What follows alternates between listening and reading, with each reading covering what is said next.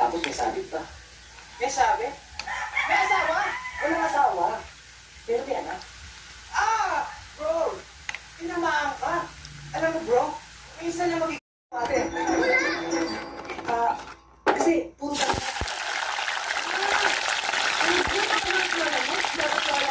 Eto ang lola mo. Sulat ko. Yung 550 pesos. Alam mo, nakakasama sa sulit ko.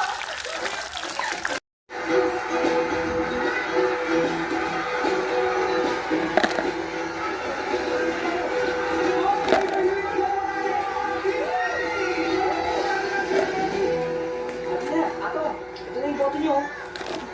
Uy, Doris, salamat ha. Wala nga naman.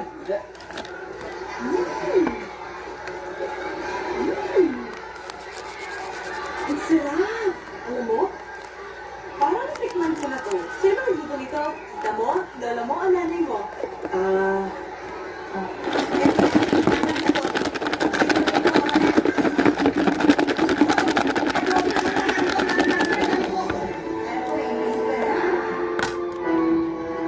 Tita ko, si Tita Barbara. Tita mo? Nandiyan ba siya? Wala siya dito. Nasa bahay nila. Nagdulutan ng bote.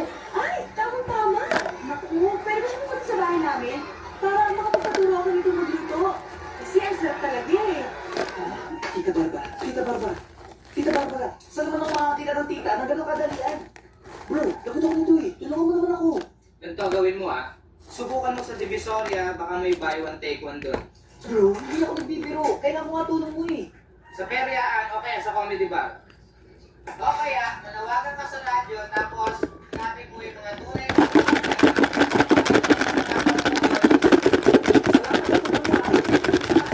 Iis ka talaga.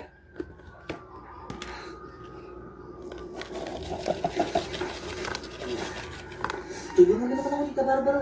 Ano ba gagawin mo? Ayan naman pala Diskarte mo na yan Basta't ako,